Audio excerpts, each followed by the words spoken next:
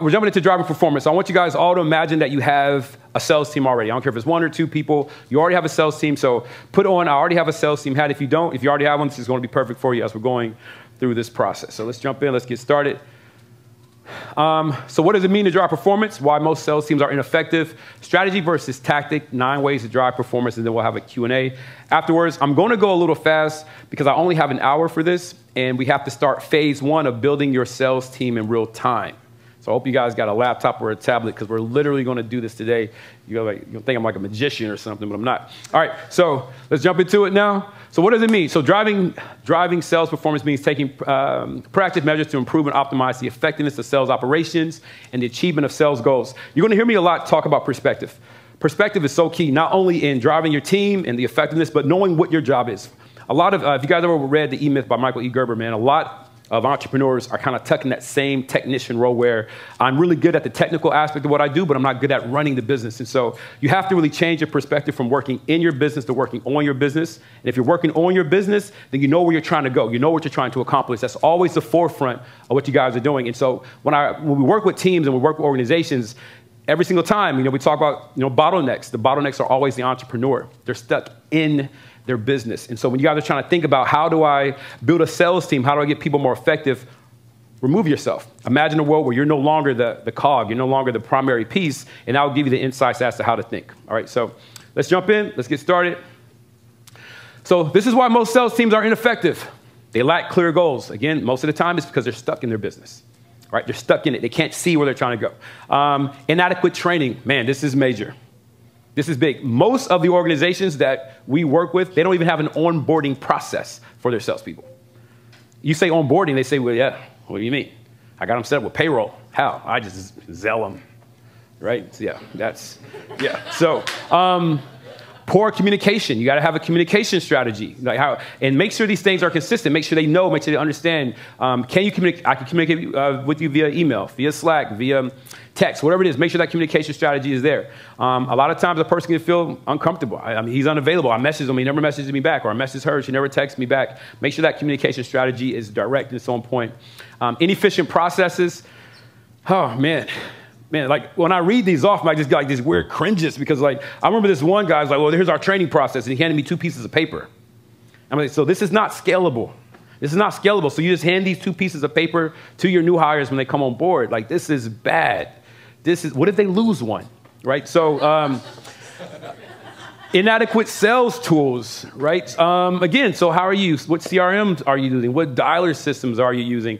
A lot of this stuff may, for some of you guys, seem like, second nature, but for a lot of people, if you are in the business and you're really, really good at what you do, this higher level structural enterprise level, organizational things are just not things you think about. And it's okay, right? That's why we're here. We're going to knock this stuff out the park. High turnover. Yeah, we don't have turnover. We fire people. It's different. It's different. Big difference, right? People don't leave us. We leave them, right? And so I'm going to show you guys how to get people to be so bought into what you're doing and your vision. It's crazy. You're never going to hire the same way again. It's cheating. It's cheating. And I'll give you guys a hint right now. You hire the same way you sell. It's literally the exact same thing. Your job post is your ad. Your interview is a sales conversation, right? And the close is them buying into the vision of what you have and the expectations you have for your company. Yeah, no one interviews like this. You guys have scripts and everything. Not leveraging data, right? So to Bejal's point, how do you know when you do it? Leverage the numbers. Don't guess. Don't make it up. Leverage the numbers. Lack of motivation. Bad commission or compensation plans. You don't have the ability to make any actual money. So I'm not really motivated to do what's required. You got a guy working until 2 or 3 o'clock in the morning. Yeah, because he can make $40,000 a month here. Very motivated, right? Weak leadership. I think it kind of just says it for itself, right? And then ignoring customer feedback. So I'm using the script that you give us, man, and people are saying they're agitated. They don't like what we're saying. They feel like I'm pestering them or I'm bothering them. Listen to what their clients are saying. Modify and adjust according to the feedback your clients are giving. Don't just keep dialing, man. Grant Cardone, just keep doing it. No, Grant, if you're watching this, it was a joke. It was a joke. All right. It's not just keep dialing. It's listen to the feedback. What can we do to improve it? How can we make it more seamless, that interaction and that engagement, right? So make sure those things connect. Let's talk about strategy versus tactic. Man, I've heard so many times people saying, hey, I need help. Tell me what's working for you. What set of emails are you sending? What text messages are you setting? Here's the strategy. Here is the overall strategy for your SDR team and for your AEs. Connections lead to conversations. Conversations lead to consultations. Consultations lead to deals. That's the strategy. Now, how you do it, those are the tactics. But that has to be the mindset. That has to be the mindset. Again, connections lead to conversations. Conversations lead to consultations. Consultations lead to deals. Now, the tactical aspect of it, connections can be done via email, via calls, via text message, via social, and there's 10,000 different ways you can do those things. Conversations, you have openers, you have transitions, you have confirmations, 10,000 different ways you can do those things. But if I don't understand the goal of it, if I don't understand that the connection is designed to get this person on a call for a conversation, then I'm missing the entire strategy.